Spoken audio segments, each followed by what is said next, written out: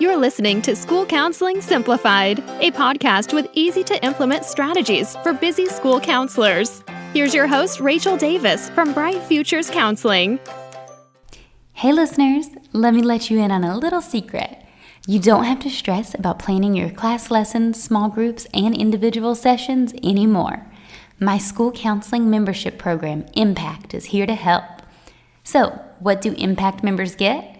Monthly curriculum plans across all 3 tiers, SEL lessons, small groups, individual, and seasonal activities, step-by-step video implementation guides, bi-weekly Zoom coaching calls with me, and an exclusive Facebook group community.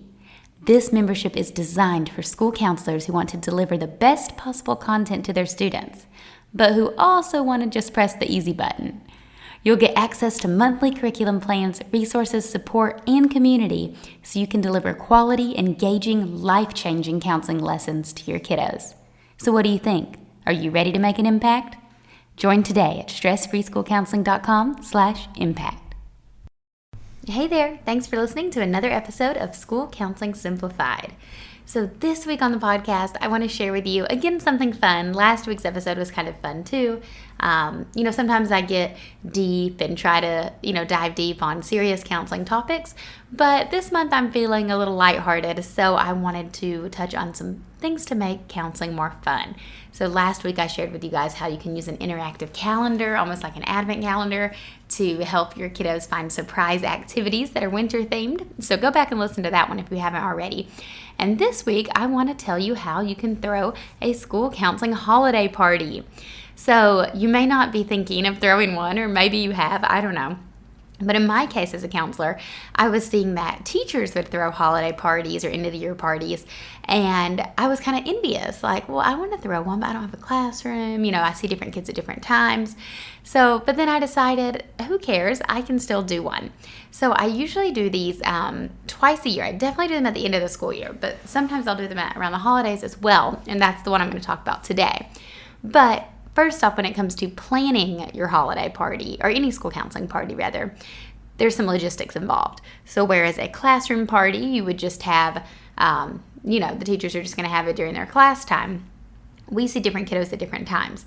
So I've done it a few ways, but the one that I've found that works the best for me is like a drop-in system. So for example, because I usually have a small office, so this is necessary, and I'm sure you maybe have a small office as well. So you do a drop-in system. So you take a look at your caseload. So in this case, kiddos that you've been seeing this semester up until, this end of the year. And these are students you've seen in groups. These are students that you've seen individually. And you're going to just have them come in shifts to stop by your office to have a little party. So you could do this by grade level, to make sure it coincides with their lunches or whatever. You could even have them bring their lunches so they're not having to miss class time. But usually the teachers are really receptive. I'll just send out an email and say, hey, we want to celebrate all the students I've seen the school year so far with a little party for, being in counseling or graduating counseling. Can you please send these students for 20 minutes or 15 minutes? It doesn't have to be long. So they kind of come in shifts. And then I have just music and snacks and some activities, some games out, and different kids drop by at different times. That works well. So if you were seeing a student individually, it's not like they have to come by themselves because that would be weird. So they get to come together. Now, a few things to keep in mind are, if you have someone who really wants to keep their sessions confidential, then obviously that wouldn't be a good idea because they're going to see other kids. You don't want it to be like a prison situation where they're like, oh, what were you in counseling for? But in my case, I never really had that come up. Everyone was happy to attend, and of course it's optional. But they come and they get to celebrate their progress, and what this does is it paints a positive light around counseling. Now, this could backfire as well because I have had students be like, I want to come to counseling. They're doing a counseling party. So we're definitely not trying to counseling isn't for everyone, obviously. But we do want to make the students who we see regularly to feel, that there's nothing wrong with them, but rather this is like a positive, life-enriching experience for them. So that's what I do for my parties in general. So like an end of the year party, I love to do that. I believe I have a blog post on end of the year party that we'll link in the show notes. And I also have one on a Christmas party specifically, and that's what I want to talk to you about today, or a holiday party rather, so we could keep it as inclusive as possible. So some ideas for your holiday party. So of course you want to have some snacks, you want to have some music, and some games, keep it fun. And you can even have games laid out, like you could just have some puzzles or some Jengas and they can free play. Or you can have some more structured activities, which is what I like to do.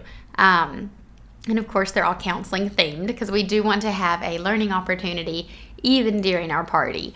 So first up is you could create self-esteem ornaments. So you can buy those clear plastic ornaments for cheap at like the dollar store or Amazon, like a bulb, but it's clear. And then students can write on pieces of paper self-esteem statements or positive affirmations like, I'm a good sister, I am smart, I am funny, I am beautiful, I love my family, whatever they want to write on there. And then they can stick those inside their ornament. Then they can take it home and hang it on their tree. Or you could even have like a counseling tree or something they could hang it at school. The second thing you could do is a trail mix. So just find a trail mix recipe. There's a ton, online on Pinterest and stuff. But like red and green M&Ms, popcorn, pretzels, stuff like that, marshmallows. And then while they're making it, they're going to assemble their own bags to take home. And while they're making it, each one they're just kind of like a rapport building activity. So as they add popcorn, name something you're good at. As you add marshmallows, name something that makes you smile. As you add pretzels, talk about a favorite holiday memory. As you add M&Ms, talk about a good choice you made today or a coping strategy that you tried. And as you add sprinkles, name a goal that you want to achieve during the next year.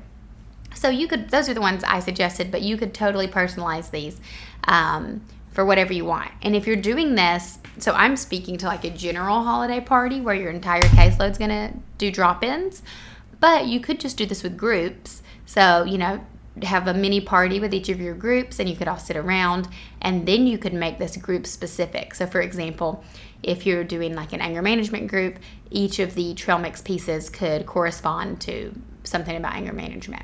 So when you do this, think about like if you were to do a discussion dice and how each side of the die would have a different prompt or question. You could do that with each piece of the trail mix recipe. Now, I also like to do a self-control board game. So I have one in my TPT store we'll link to called Elf Control. So that one's perfect for students who are, working on self-regulation, self-control, or anger management, or social skills in general. But it's kind of some discussion cards, and they play the game.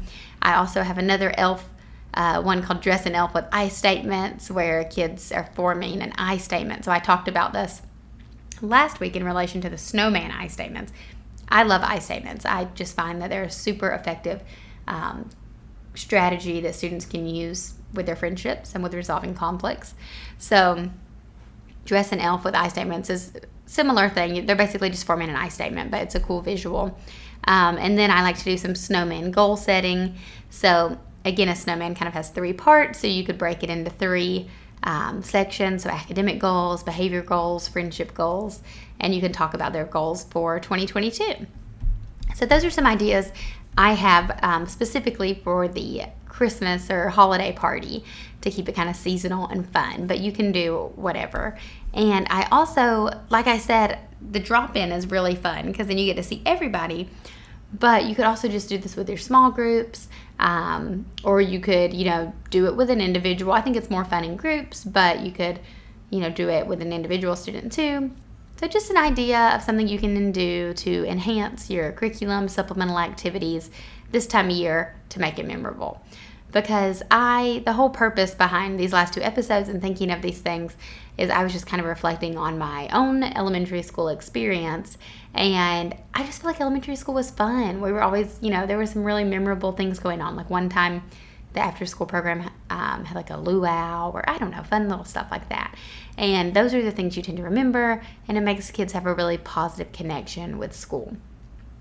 And sometimes I think we're so focused on the academics, and especially after, a challenging couple of years amidst the pandemic, it's nice just to do some lighthearted, fun stuff in addition to everything. Like, yes, we want them to come and learn coping skills, but we also just want to build a good relationship with them and let them remember their counseling experience and their school experience in a positive way. Okay, guys, I hope you found that inspiring. And if you try it, please tag me on Instagram at Bright Futures Counseling. I would love to see if you're doing any of these activities. I would love to hear all about them and see what your students think. Okay, talk to you next week. Thanks for listening to School Counseling Simplified. You can find the links from today's episode in the show notes. If you'd like to connect with Rachel, she's on Instagram and Teachers Pay Teachers at Bright Futures Counseling. Be sure to subscribe to the podcast so you don't miss any episodes of School Counseling Simplified. Talk to you next week.